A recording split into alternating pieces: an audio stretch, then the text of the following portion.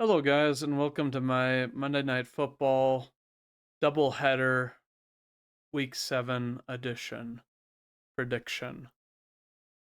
Now, obviously, looking at these two games, we have the Chargers visiting the Cardinals down in Glendale, Arizona. The Chargers' last win coming off against the rival Broncos, and that was in Mile High, and the Arizona Cardinals losing to the Green Bay Packers in Lambeau Field, Wisconsin. Looking at these teams, obviously the Chargers, they just beat a struggling Broncos team who obviously they won a very solid game against the Saints. But I personally think that it's like the Saints are a very struggling team, in terms of like what their ethic is and that sort of thing. And the Chargers handling them, really showing that they can run the football effectively and then really limit teams defensively. Now, I'll say this: Bosa being being a little banged up, is never a good thing. But Khalil Mack has been playing well, bringing the pressure, doing a good job, in terms of that. The secondary is a little banged up, as we know. Asante Samuel Jr. on AR, one of their starting corners. And then it's like, really, they have Derwin James kind of, essentially holding the fort for that entire secondary. I think Christian Fulton's all right, but looking at this secondary, very prone, in my opinion, to doing well against the Cardinals. Now, the Cardinals, Marvin Harrison Jr. is questionable. I fully expect him to play. This team just got kind of really stalled out against, the Packers, where it's like they didn't let Murray scramble around a lot. They did utilize their tight end, Trey McBride, quite a bit. And while Kyler Murray wasn't getting sacked, guys were not getting open. And not to say that the Chargers defense is that much better than the Packers comparatively. Obviously, they don't have as many turnovers, but you're not going to be able to play conservative games like the Cardinals did and expect much success, in my opinion, in the NFL. Like, we've seen guys that it's like they're dumping the ball off a lot, they're doing these shorter passes, or they only have one really reliable target available to them. And it just, the name of the game is spreading it around. We've seen it from so many different quarterbacks this season. Rodgers, Mahomes, obviously Josh Allen has had to spread it around a lot. Um, some other players that I think of is like Bo Nix, the young Bo Nix.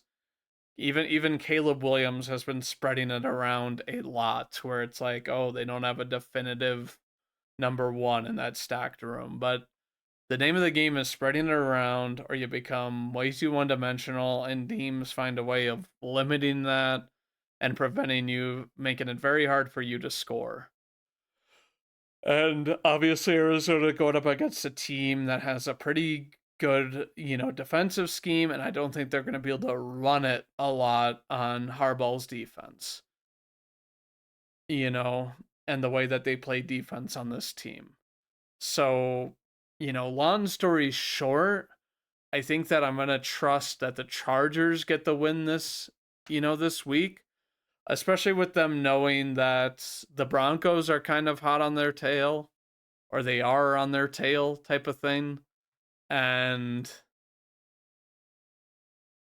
you really to me, have a chance to maybe gain a game on the Chiefs, who have already beat you this year, but they're playing a tough opponent in the Niners. And, if they lose, you're going to have that much more incentive to win. Now, the Cardinals, I just think they have a lack of talent. Harrison has had some good games, but he hasn't really emerged as just a guy who's going to dominate every single game, and despite them having talent, I just think they don't have enough of it on Arizona. And not that the Chargers do either, but they have a lot better of a scheme and more solid players than the Cardinals do. And because of that, I'm going to predict that the Chargers win. And I think that they are going to score. I think that they're going to score 27-17 over the Arizona Cardinals in Glendale, Arizona. Now, looking up to our second matchup, which I think is the one that people are going to be a lot more keen on seeing as two potential playoff teams face off down in Tampa Bay, we have the Baltimore Ravens visiting the Buccaneers. And, obviously, as we know, the Ravens, in my eyes, could have easily been, potentially undefeated, at this point in the year. Obviously, a couple of crazy things that went against them. Isaiah Likely's toe in game one against the Chiefs. Las Vegas, a wild game they gave up week two there as well. But then since then, they smothered Dallas. I know it was only a 3-point win, but they looked really dominant there.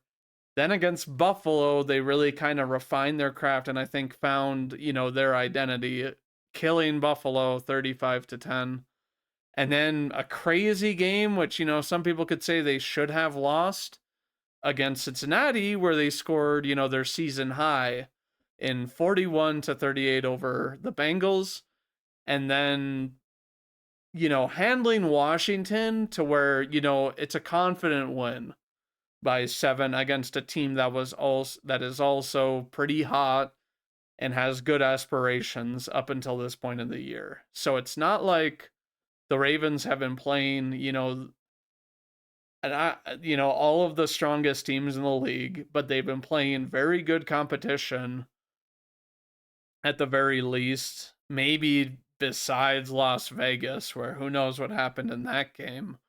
But I think the Ravens, are poised to have a really strong, mid part of the year to the end part of the year with the way that their offense is clicking, finally having a solid run piece, and obviously above, a great run piece in Derrick Henry that is going to be able to help them and isn't going to get banged up like in previous years, you know, to basically make Lamar Jackson their primary runner and passer.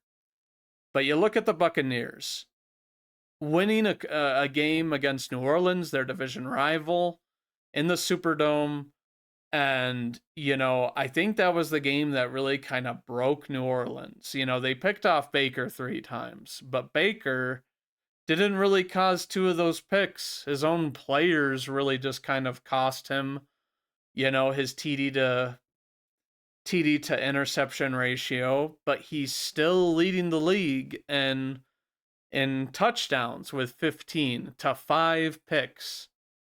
And you take away 2 of those picks and it's a crazy ratio. It's still a very solid ratio for Baker. And he's finally found his home and he's playing for a team that appreciates him back and he's willing to put it all on the line. Now, I think Baltimore, kind of started to find their defense last week where they weren't giving up fat gains, and obviously playing less talent than they had the week before, in terms of like wide receiver weapons. But I think this Baltimore defense knows that they needed to play a bit better. Otherwise you have throw ups like the one against Cincinnati. And I think that, going up against Tampa Bay, they're obviously not slouches either. Chris Godwin's having a crazy good year, converting at a high clip on third down. And also, Mike Evans is someone you just can never ignore because he's just a play away from, essentially having a free touchdown. And I think that, the Buccaneers know that this is maybe their division to take And that looking back at that Falcons game that they blew so many yards, they still should have won that, you know, and closed out that game and should be leading this division. Now, with that being said, I think that they drop a game here just because Baltimore has so much momentum. I do think it's going to be kind of a scrappy back and forth game potentially, but I think just the sheer dominance of the Derrick Henry and Lamar Jackson tandem is going to be too much for them.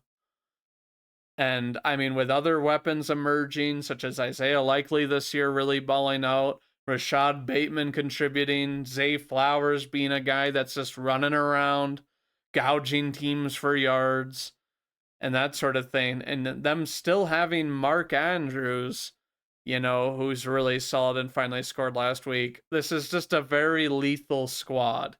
And it's like you even look at Justice Hill, who it's like, I think, is a kind of an unsung hero. Great burst.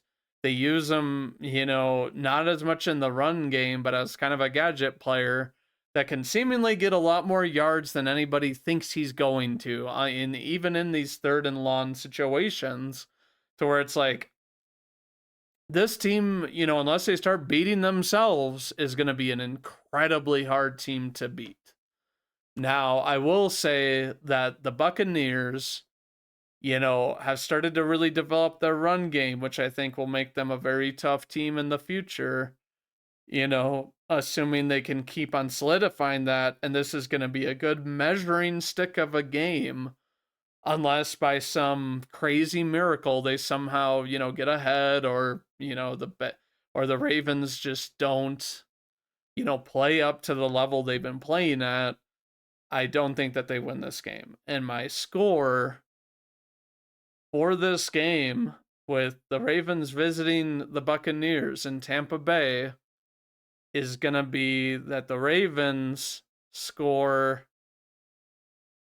I'm going to say 31-27 against the Buccaneers. I think that these teams have really shown that they're skilled offensively, and I think that Baker, obviously, even with that win over New Orleans and the way it was, they're going to be kind of off a resurgence there where they're like, we could have beat them by a lot more. And they're going to clean up those sloppy mistakes that ultimately led to interceptions.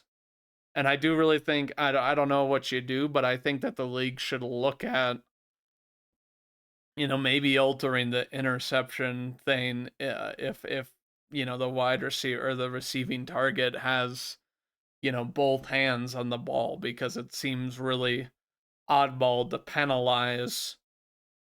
Really, it seems oddball to me to penalize the QB when he had a couple of guys where it's like he hit him in a very obvious catch radius and saying like that. But it's probably something they never change, just to, keep up the spice and give quarterbacks a little bit of throwers anxiety. But it's kind of my minor take on things like that, that it's like, obviously it was not Baker's fault that two of these things were turnovers. Granted, he did throw one, but props to him for playing at this level this year. I just think that the Ravens are playing at a crazy high level. But tell me what you guys think in the comments. Leave a like and subscribe if you want to see more NFL content and mostly predictions. And as always, go Pack Go.